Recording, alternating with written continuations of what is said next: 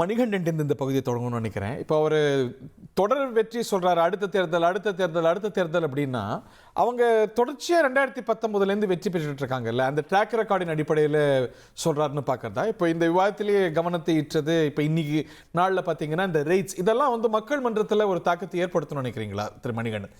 இறுதி கருத்து. ஹரி, நீங்க கேட்கறதுக்கு முதல்ல சொல்லிட்டு போயிடுறேன். திமுகவோட ட்ராக் ரெக்கார்டு பாத்தீங்கன்னா திரு கலைஞர்கள் கட்சியோட தலைவராக வந்ததுக்கு அப்புறம் பேக் டு பேக் இது வரைக்கும் அவங்க ஜெயிச்சதா சரித்திரமே இல்லை அப்படிங்கறது சொல்லிடுறேங்க. இப்ப எனக்கு முன்னாடி பேசின இதயத்துல்லா மறைந்த மரியாதைக்குரிய ஜெயலலிதா அம்மாவை பத்தி சில விஷயங்கள்லாம் குறிப்பிட்டு சொன்னாரு. ஊழல் காரணத்திற்காக திரு கருணாநிதி அரசு கலைத்தவர் மரியாதைக்குரிய போற்றுதலுக்குரிய திருமதி இந்திரா காந்தி அவர்கள். ஊழல் காரணத்துக்காக இந்தியாவிலேயே முதல் கிளைக்கப்பட்டது இந்திரா காந்தி.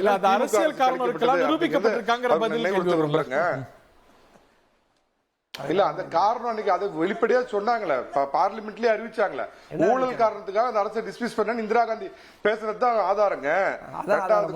சிபிஐ பத்தி கேட்டார், நியாயமான கேள்வி. நான் சில விஷயத்துல சரி இதயத்துல்லா சார் நான் பேசிடுறேன் சார், நான் பேசி முடிச்சிடறேன். அதாவது இதயத்துல்லா கேட்டது ஒரு நியாயமான இதுங்க, நான் ஒத்துக்கிறேன். சிபிஐ எவ்வளவு அக்கிரமமா பண்ணுது, அநியாயமா பண்ணுதுன்னா கேட்டாரு. அந்த விஷயத்தில் நான் அவரோட உடன்படுறேன். 2011 தள்ளாமையில் இருந்த கருணாநிதியை 2வது ஃப்ளோர்ல பிடிச்சி லாக் பண்ணிட்டு தயாளம்மாள முதல் ஃப்ளோர்ல வச்சுக்கிட்டு சிபிஐ அறிவாலயத்துக்கு காங்கிரஸ் உடைய பொம்மை பிரதமராக இருந்த மன்மோகன் சிங் ஆட்சி காலத்துல நிஜ பிரதமரா இருந்த சோனியா காந்தி நடந்துச்சா அந்த சிபிஐ இது வேற சிபிஐயா அப்படின்னு மட்டும் கொஞ்சம் எனக்கு சொன்னீங்கன்னா போதும். சசிகலா கால தவந்து வந்தாரு அவரா? கவனமா பேசுங்க எல்லாருமே. இல்ல அவர் பேசிட்டே போறாரு. அவர் சார் நான் அவர் பேசுறப்ப இத குறுக்க பேசுறீங்க. நீங்க என்ன நீங்க மட்டும் சம்பந்தமே இல்லாம வார்த்தைகள் எல்லாம் பயன்படுத்துறீங்க. உங்க வீட்ல பேசுறதெல்லாம் பொதுவெளியில பேசுவீங்களா? நீங்க யாருங்க? நீங்க நெறியாளரா? நீங்க என்ன நெறியாளர்னா அவங்க பேசுறாரு, அத காதுல வாங்க மாட்டீங்க. அவர் கண்டுக்கிறாரு, அத காதுல வாங்க மாட்டீங்க. எல்லாரும் நெறிப்படுத்துறேன். கவனமா நெறியாளர் கிடையாது இவர். என்ன அப்பர் ஹேண்ட் எடுக்கிறார், யாரையும் பேச விடாம. என்ன அப்பர் ஹேண்ட்ரா? நீங்க மட்டும் பேசுவீங்க, பாத்துட்டு உட்கார்ந்திருப்பேன். ஓகே, எல்லாமே சிரிப்பு வருதுங்க. யார் உங்களை பார்த்தா எனக்கு ரொம்ப பேர் வச்ச பக்கடா மாதிரி இல்ல.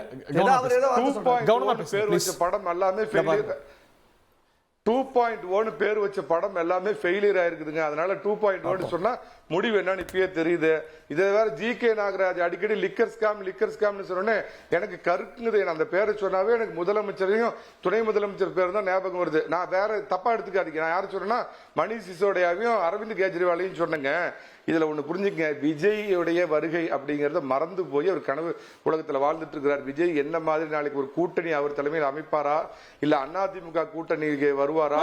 ஒரு மைனாரிட்டி சமூகத்தை சேர்ந்த விஜய் மைனாரிட்டி சமுதாயத்துடைய ஓட்டுகளை திமுக கொத்தா போயிட்டு இருக்கிற அதிமுகவுக்கு போகாதுன்னு மற்றவர்களால் சொல்லப்படுற அந்த ஓட்டை விஜய் பிரிப்பாரு. அதை இவங்க பொறுத்திருந்து பார்க்கணும். அதே மாதிரி இளைஞர்கள், அதே 1 கோடி பேருக்கு நாங்க உரிமை தொகை கொடுத்தோம்னா 1 கோடி பேருக்கு கொடுக்காம இருக்கீங்களா உரிமை தொகை? அவங்க இளைஞர்கள் ஓட்டு, பெண்கள் ஓட்டு, இதெல்லாம் விஜய் என்ன டென்ட் ஏற்படுத்த போறாரு? அவர் அதிமுகவுக்கு வந்தாலும் லாபம், தனிச்சுட்டுனா அதை விட லாபம்னு சொல்ல வர்றேன். சீமான என்ன பண்ண போறாரு? தமிழ் தேசிய அதிபரை பொறுத்திருந்து பாருங்க. அநேகமா இதுக்கு சேலத்துக்கு பிளைட் ஏறதுக்கு அவரும் காத்துக்கிட்டு இருக்கிறாரு. அடங்கமறு அத்துமீறி என்ன ஸ்டாண்ட் எடுக்க போறாங்க அது தெரியாதுங்க. சொல்ற சார், அரசியல்வாதிங்க தேர்தலுக்கு 1 மாசத்துக்கு முன்னாடி என்ன வேணாலும் சொல்லுவாங்க சார். வாஜ்பாய் இந்த பக்கம் முரசொலி மாறன் மறைஞ்சப்ப இடுகாட்டு வரைக்கும் வாஜ்பாயை வழி அடிச்சு வச்சுட்டு வல்லவர் நல்லவர் வாஜ்பாய்னு சொல்லிட்டு அடுத்த நாள் அந்தர் பல்ட்டி அடிச்சு சோமர் சால்ட் பல்ட்டி அடிச்சு கருணாநிதி அவர்களுக்கு அண்ணா இதுக்கு காங்கிரஸ் கூட்டணிக்கு போகலையா பாஜகவில் இருந்து? அதனால முத நாள் வரைக்கும் இல்லைங்க. நாட்டுக்கு மோடி என்று தீர்ப்பளித்த மக்கள் ஸ்டேட்டுக்கு எடப்பாடி என்று தீர்ப்பளிப்பார்கள். பொறுத்திருந்து பாருங்க. இறுதி கருத்து தெரியாத ஒன்றும் இல்லை. அதாவது எந்த கனவுலகத்துல மணிகண்டன் இருக்காரு. இன்னைக்கு மக்களுடைய பல்ஸ் அவர் பார்க்கல. நீங்களே அழகா கேட்டீங்க. இந்த ஆட்சி, இந்த கூட்டணி தொடர்ந்து வெற்றி பெற்றுக் கொண்டிருக்கிறது. தொடர்ந்து தோல்வி முகத்தில் அதிமுகவும் பாஜகவும் இருக்கிறது. இந்த 2 பேரும் சேரும் போது பாஜக இல்லாதனால அதிமுக ஓட்டு போட்டவங்களும் போட போறதில்லை. அதே மாதிரி அதிமுகவோட இருக்கிறதுனால பிஜேபிக்கு போடாமல் இருக்க போவாங்க. அப்படி ஒரு சூழ்நிலையில ஏற்கனவே கிடைச்ச அந்த இடம் கிடைக்காது. 50 விழுக்காடு வாக்குகளை இன்னைக்கு திமுக கூட்டணி பெற்றிருக்கிறது. அதுல பாராளுமன்றத்தில் ஒரு சில விழுக்காடு குறைந்தாலும் கூட இன்றைக்கு சட்டமன்றம் வரும்பொழுது முதல்வர் ஸ்டாலினா திரு எடப்பாடியா அல்ல இதுவரையும் தேர்தலில் நிரூபிக்காத அவர் சொன்ன விஜயா என்பதையெல்லாம் மக்கள் நிரூபிப்பார்கள், காலம் நிரூபிக்கும். இன்றைக்கு தமிழ்நாட்டில் 75 விழுக்காடு மக்கள் நேரடியாக பயனடைந்திருக்கிறார்கள். அந்த 75 விழுக்காடு மக்களை நம்பித்தான் முதல்வர் இதை சொல்றாரு. இருந்தாலும் திமுகவும் திமுக கூட்டணியும் உறங்கி விடாது.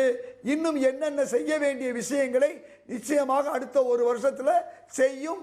மீண்டும் அதிமுக எடப்பாடி அவர்களாக வர முடியாது, அடுத்த பாராளுமன்ற தேர்தலில் மோடி வர முடியாது. ஏன்னா 240 இடத்துல மக்கள் கொண்டு வந்து சுருக்கிட்டாங்க. 300ல இருந்து 400 சொன்னாங்க, அவங்க பாதி ஆயிட்டாங்க. அடுத்து 240 140 ஆகும், 100 ஆக மாறும். அதே மாதிரி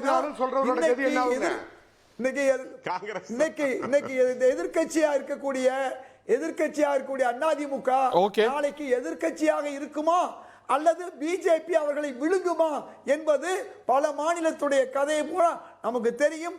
அதுதான் நடக்க போகுது. அதிமுகவை கபலீகரம் செய்யக்கூடிய வேலையை பிஜேபி செய்வதற்கு அவர்களுக்கு அது உங்களுக்கு கவலையா இல்லையா? அந்த அச்சம் இல்லையா திரு மணிகண்டன்? சுருக்கமா 20 வினாடிகள். ஜாகிரதையா இருங்கிறாரு. கவலைப்படுறாங்க. ஆக்டோபஸ் அப்படியே முழுங்கிரும், ஆள முழுங்கிருங்கிறாங்க. ஐயா, பக்கத்து வீட்டுக்காரர் கசாப்பு கடைக்காரர நீங்க சாருண்யம் பேசாதீங்க. அது எடப்பாடி பழனிசாமியின் கவலை, 2 கோடி அதிமுக தொண்டர்களுடைய கவலை. நீங்க முதலை கண்ணீர் வடிக்காதீங்க. உங்க வேலையை பாருங்க. உங்க செல்ல பிறந்தகை எங்க இருக்க போறாரு, கட்சி இருக்குமா இல்ல நீங்க விஜயோட போறீங்களா பொறுத்திருந்து பார்க்கலாம்.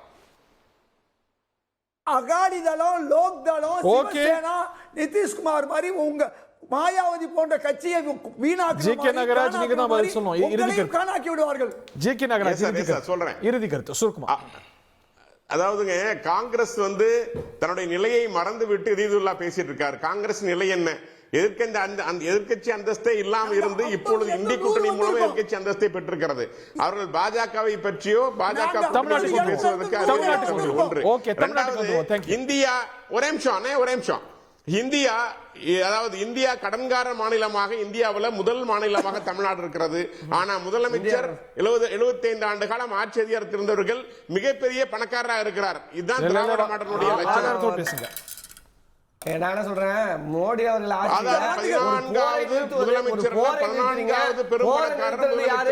அமெரிக்கா தலையிட்டு நிறுத்துற அளவுக்கு ஒரு போரை நடத்துகிற இடத்துல இருக்கிறது மோடி.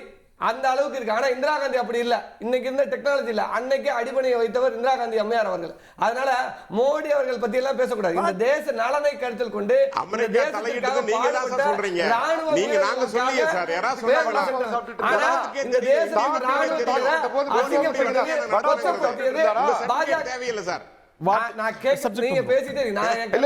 தாஜ் ஹோட்டல் தாக்கப்பட்ட போது மன்மோகன் சிங் வடாபாவ் சாப்பிட்டாரா? அதான் சொல்றேன். அதான் சொல்லிட்டு இருக்கேன். தமிழ்நாட்டுக்கு நாடாளுமன்றத்தில் என்ன தாக்கல் நடந்தது? நான் சொல்றேன், இங்க சிறுபான்மை மக்களுக்காக இவங்க என்ன கிள்ளி போட்டாங்க? சிஏல அதிமுக நிலைப்பாடு என்ன? முத்தலாக்ல அதிமுக நிலைப்பாடு என்ன? இன்னைக்கு வகுப்பு அமெண்ட்மெண்ட் போர்டுல அதிமுக நிலைப்பாடு என்ன? இத்தனையும் இஸ்லாமிய மக்களுக்கு துரோகம் செய்துட்டு, சிறுபான்மை மக்களுக்கு துரோகம் செய்துட்டு உங்களுக்கு வாக்கு செலுத்துவாங்களா? ஆனா இன்னைக்கு ஹஜ் பயணத்துக்கு 22,000 திராவிட திமுக தமிழ்நாட்டில் என்ன செய்தது சொல்லுங்க. திமுக செய்தது என்ன பட்டியலிடுங்கள். பாஜக என்கிற தமிழக மக்களுக்கு திமுக செய்தது என்ன பட்டியலிடுங்கள். பழனிசாமிக்கும் 11வது தோல்வியாக எங்களது தலைவருக்கு தோல்வியை கொடுப்பார். 10 தோல்விக்கு அப்புறம் 11வது தோல்வி பழனிசாமி என்று அழைக்கப்படும்.